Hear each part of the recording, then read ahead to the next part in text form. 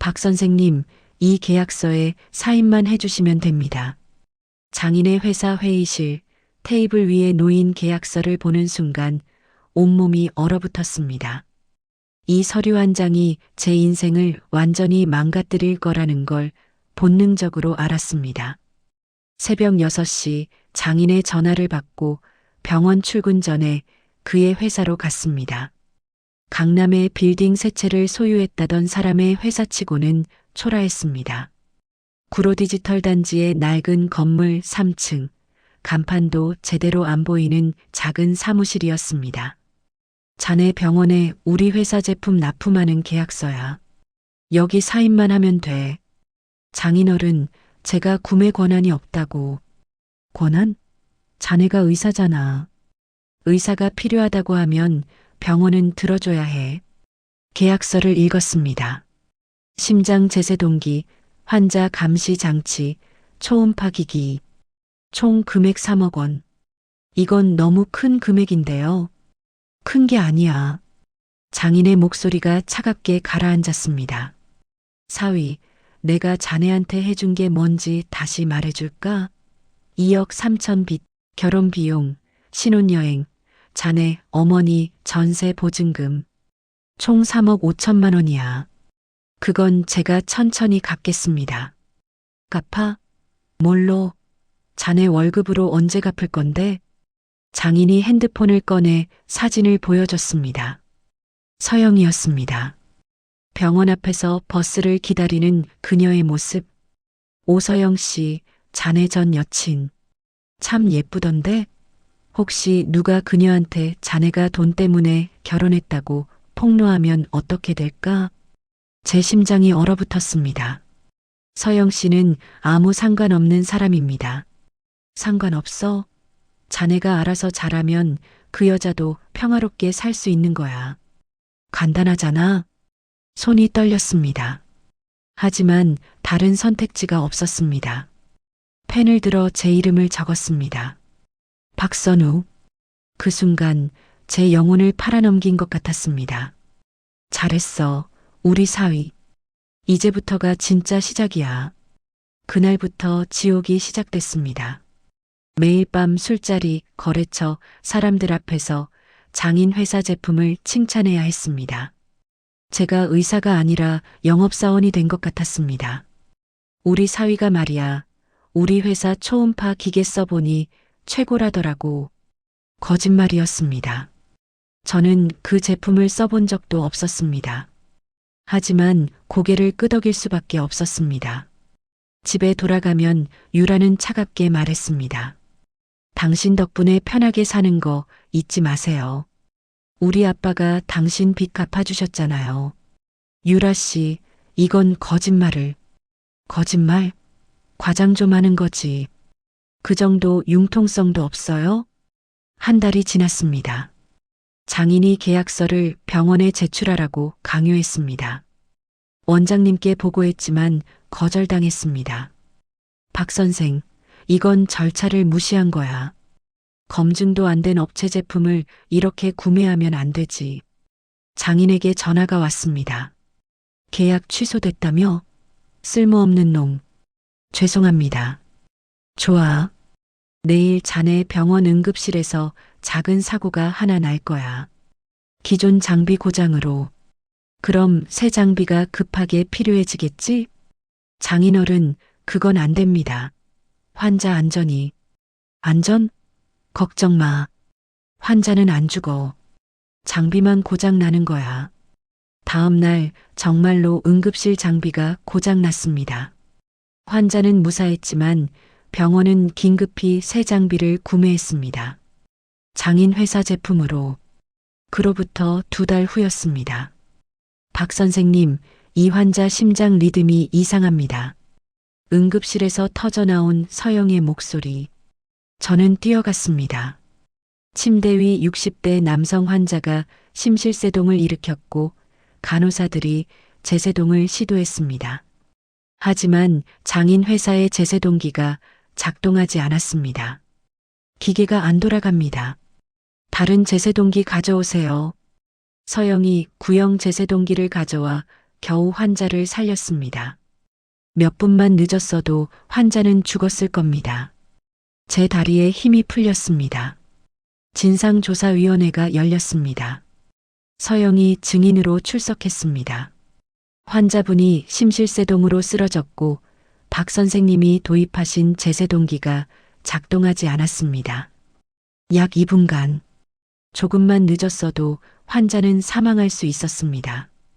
그리고 이 기계는 그 전주에도 오작동을 일으킨 적이 있습니다. 모든 시선이 저를 향했습니다. 박 선생, 할 말 있나? 죄송합니다. 자네 징계위원회에 회부될 거야. 검증 안 된 장비로 환자를 위험에 빠뜨렸어. 집에 돌아가자 장인이 기다리고 있었습니다. 다 망쳤어. 이 병신아. 소주병이 제 발치에서 깨졌습니다. 자네 때문에 우리 회사 이미지가 바닥났어. 이제 자네도 끝이야. 병원에서 잘리고 의사 면허도 박탈당할 거야. 죄송합니다. 이제 계획비로 가야겠어. 자네, 이혼 준비해. 유라가 서류 봉투를 꺼냈습니다. 안에는 충격적인 증거들이 들어 있었습니다. 제가 유라를 폭행했다는 거짓 진단서, 녹취 조작 파일, 그리고 유라가 임신했다가 재폭행으로 유산했다는 산부인과 진단서. 이게 다 거짓이잖아요. 거짓? 증거가 여기 다 있는데? 유라가 차갑게 웃었습니다. 우리는 3개월 전부터 준비했어요. 이혼 동의서에 사인하세요. 안 하면 위자료 5억에 폭행죄로 감방 갈 거예요. 제 인생이 끝났습니다. 병원에서는 6개월 자격정지를 받았고 의사 면허 박탈 위기에 처했습니다. 사흘 후 병원 라커룸에서 쓰러져 있던 저를 서영이 발견했습니다. 선우 선생님, 정신 차리세요. 괜찮아요. 괜찮긴요. 선생님, 제발 말해주세요. 도대체 무슨 일인지. 제가 도와드릴게요. 도울 수 없어요. 이건 제가 혼자. 선우 선생님. 그녀가 제 이름을 불렀습니다. 제 눈에서 눈물이 흘러나왔습니다. 미안해요, 서영 씨. 정말. 며칠 후 라커룸 책상에 봉투가 놓여 있었습니다. 서영의 편지였습니다. 선우 선생님, 이 USB에는 병원 CCTV 영상이 담겨 있어요. 장인어른이 병원 관계자들에게 뇌물 건네는 장면, 회사 직원이 장비를 조작하는 장면이 찍혀 있습니다. 그리고 장인 회사가 과거에 일으킨 다른 의료사고 기록들도요. 선생님 혼자 책임질 일이 아니에요. 싸우세요. 마이너스 서영. USB를 확인했습니다. 결정적인 증거들이 가득했습니다. 장인이 뇌물을 건네는 영상, 3년 전 다른 병원에서 장인 회사 제품으로 환자가 사망한 사건 기록, 장인 회사의 부도 위기 재무 기록. 저는 법률구조공단을 찾아가 무료 변호사를 선임했습니다. 승산 있습니다. 이 증거들이면 오히려 상대방이 처벌받을 수 있어요. 하지만 장인은 가만히 있지 않았습니다. 집에 사채업자를 보냈습니다. 박 선생님, 어머니 빚 2억 3천. 제가 대신 갚아드린 거 맞죠? 이자 합쳐서 5억 3천. 언제 갚으실 건가요? 이건 사기잖아요. 차용증이 여기 있는데요. 필적 감정해 볼까요? 조작된 차용증이었습니다. 박 선생님, 현명하게 행동하세요. 합의하고 넘어가는 게 좋아요. 하지만 저는 결심했습니다. 더 이상 당하지 않기로. 다음 날 법원에 답변서를 제출했습니다. 그리고 장인과 유라를 사기, 협박, 증거 위조로 고소했습니다. 첫 조정 기일. 법정에서 유라 측 변호사가 거짓 증거들을 제출했습니다. 이것은 피고가 원고를 폭행한 증거들입니다. 제 변호사가 반박했습니다. 재판장님, 이것은 원고 부친이 뇌물을 건네는 CCTV 영상입니다. 그리고 과거 의료사고 은폐 기록입니다. 법정이 술렁였습니다. 그때 법정 문이 열리며 경찰관이 들어왔습니다. 최종민 씨, 뇌물 공여 및 증거 위조 혐의로 긴급 체포합니다. 최유라 씨도 동행하세요. 사기 및 무고죄 혐의입니다. 장인과 유라에게 수갑이 채워졌습니다. 법정이 아수라장이 됐습니다. 이게 무슨 일이에요? 하지만 그들은 끌려갔습니다. 법원 밖으로 나왔습니다. 햇살이 따스했습니다. 선우 선생님, 서영이 서 있었습니다. 법정 방청 왔어요. 선생님 혼자 두면 안 될 것 같아서. 고마워요, 서영 씨. 정말, 이제 다 끝났어요. 눈물이 흘러내렸습니다. 슬픔의 눈물이 아니었습니다. 2달 후 최종 선고가 났습니다. 피고 박선우와 원고 최유라의 이혼을 인정합니다. 위자료는 원고가 피고에게 5천만 원을 지급합니다. 피고인 최종민은 징역 4년을 선고합니다. 피고인 최유라는 징역 2년에 집행유예 3년을 선고합니다. 장인이 법정에서 끌려나가며 고함쳤습니다. 박서방, 내가 우리 가족 망쳤어. 저는 담담하게 바라봤습니다. 분노도 슬픔도 느껴지지 않았습니다. 악몽이 끝났다는 안도감만 있었습니다. 한 달 후 병원 인사팀에서 전화가 왔습니다.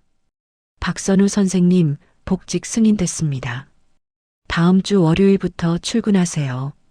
눈물이 흘러나왔습니다. 다시 병원 가운을 입었습니다. 1년 만이었습니다. 박 선생님, 돌아오신 거 축하해요. 동료들이 반겼습니다.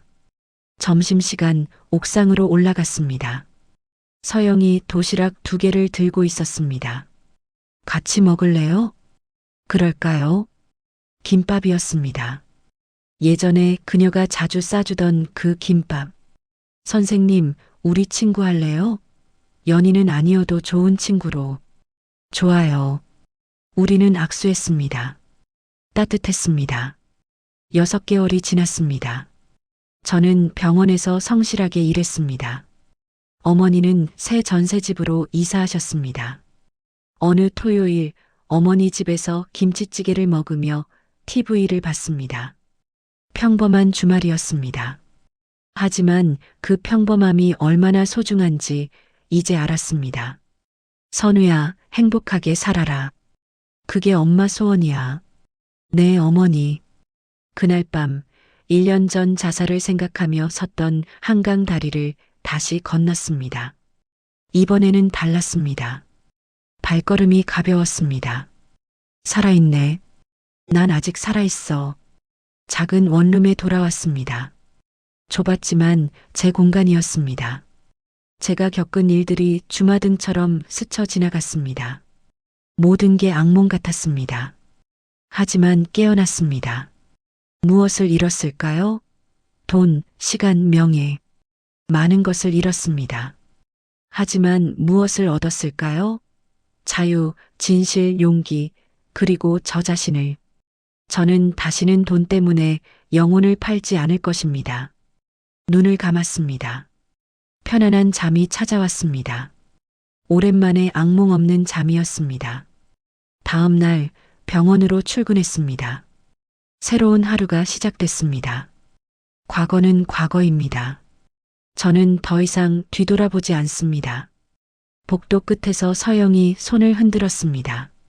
저도 손을 흔들며 걸어갔습니다. 밝은 미소를 지으며. 박선우는 모든 것을 잃었지만 가장 중요한 것을 되찾았습니다. 바로 자기 자신입니다.